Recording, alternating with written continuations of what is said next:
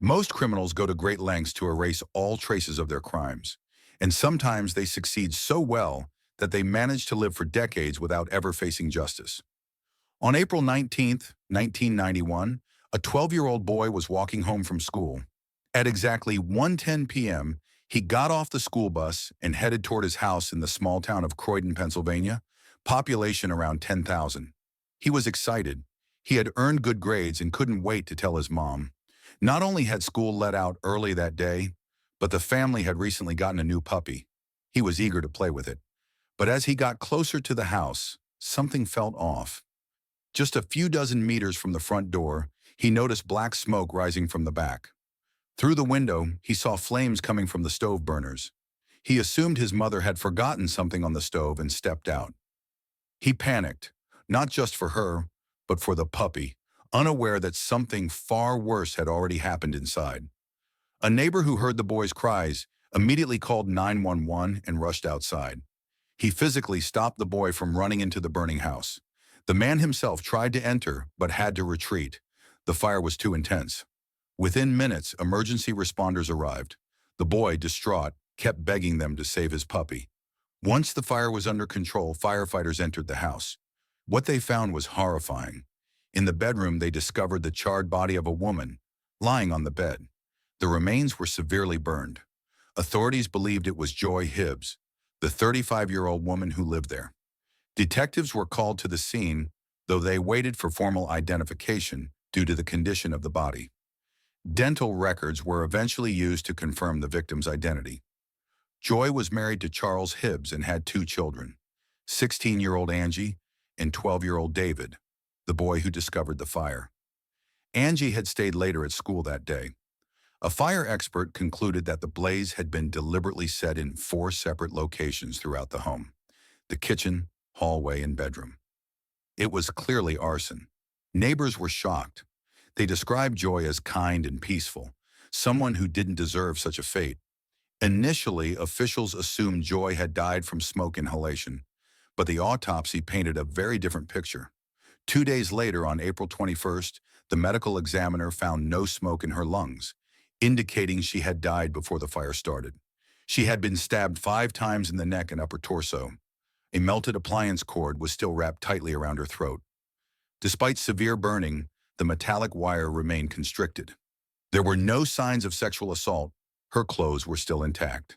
The killer had likely used the fire to destroy evidence. Forensic teams collected every knife they could find in the house, hoping one might be the murder weapon. In a closet, they found a flannel shirt stained with blood, one no family member recognized. Naturally, suspicion fell on those closest to Joy. The violence suggested deep rage, possibly from someone she knew. The first person questioned was her husband, Charles, a construction worker. He claimed he was at work during the attack. Detectives spoke with him. He seemed devastated, barely able to speak. He said he had lost not just a wife, but the love of his life. They had recently celebrated their 18th wedding anniversary. Joy had been his high school sweetheart. Although initial suspicions pointed to Charles, as is often the case in domestic crimes, his alibi was solid. Multiple witnesses confirmed his presence at work when the fire started. Investigators could find no motive. Friends and neighbors described the couple as loving and devoted. Their daughter Angie revealed something disturbing. Weeks before the murder, someone had slashed the tires on Joy's car and broken the rear door. Joy hadn't even told Charles. She didn't want to worry him. Her co-workers said a man had been calling Joy at work, threatening to kill her. It appeared she had a stalker. Unfortunately, the fire had destroyed much of the physical evidence. Joy's wallet was found wedged inside the living room couch. The $70 she had withdrawn that morning was missing, along with another small sum. But the theft didn't appear to be the motive. It looked staged. Police canvassed the neighborhood. Homes in the area were close together, just 20 meters apart, and it was a warm day, so most people had their windows open. Still, no one heard anything. One couple had been working outside all day, yet saw nothing. However, other neighbors recalled something strange. Around noon, 2 men had come by the Hibbs home to invite Joy to church. They also spotted a dark blue car from the 1980s they'd never seen before. That same day, Joy had gone to the bank, cashed her paycheck, shopped for groceries, and returned home. The two men from the church became persons of interest. Their visit coincided almost exactly with the estimated time of death. Police questioned them several times but eventually ruled them out. Both fully cooperated. The community was shaken. It seemed unthinkable that someone could enter a woman's home in broad daylight, kill her, and vanish without a trace.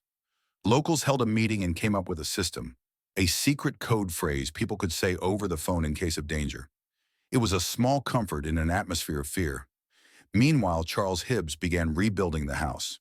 As a builder, he could fix the damage, but not the void left in his life. He told reporters he had lost all faith in God. Joy, he said, had been kind and gentle, someone who'd never harmed anyone. They had shared simple joys, flea markets, fishing, motorcycle rides, gardening. She was strong, athletic. No stranger could have gotten close enough to kill her. It had to be someone she knew. With no leads, the case went cold. The family offered a $5,000 reward for information, which prompted many false tips, but no breakthroughs. One clue persisted, a blue Chevy Monte Carlo seen parked in the driveway around noon. It was traced to a neighbor, Robert Atkins, who lived 2 houses down. He and his wife had left town suddenly that afternoon for a vacation. That raised suspicions. Police interviewed Robert. He was a known dealer who occasionally sold marijuana to Joy. He was evasive, refused a polygraph, but allowed his car to be searched. It turned out to be a different model than the Monte Carlo. The search yielded nothing. He was crossed off the suspect list. Years passed. In 2014, a local newspaper ran an interview with the neighbor who had first seen the fire. He recalled that just before the flames appeared, he had seen a garbage collector in Joy's backyard, something very unusual. Trash collectors typically stay near the curb. He didn't think much of it at the time. That same year, a new detective took over the case. Despite renewed efforts, by 2015, the case was again shelved. Then in May 2021, another article was published to mark the 30th anniversary of the murder. Charles and David Hibbs both gave emotional interviews.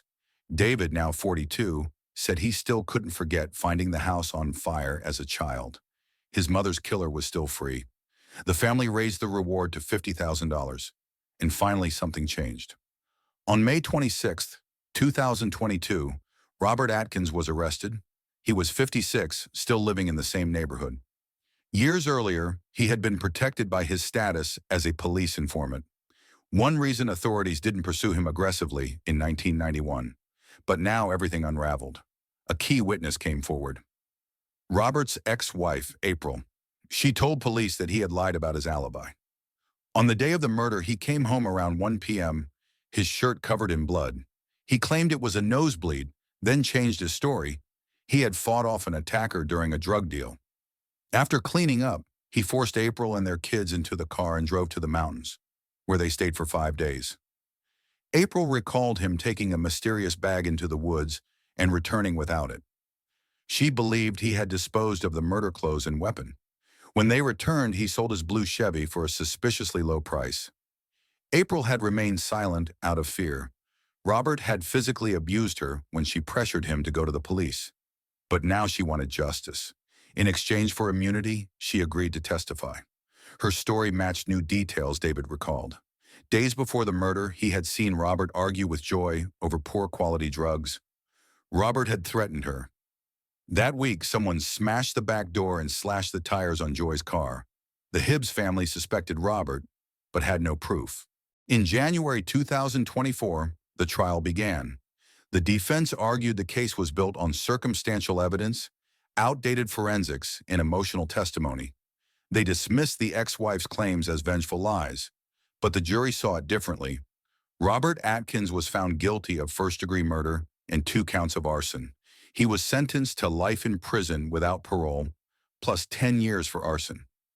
During sentencing, Charles Hibbs said that Robert had taken away the love of his life. After decades of grief, he had finally returned to his faith and, through tears, said he forgave Robert. He hoped the killer would live a long life in prison, with plenty of time to think about what he had done. Throughout the trial, Robert showed no emotion. When asked if he wanted to say anything, he simply replied, "No." The judge criticized the police for protecting an informant over an innocent woman, a wife, and a mother. Because of that choice, the Hibbs family had to wait over 30 years for justice.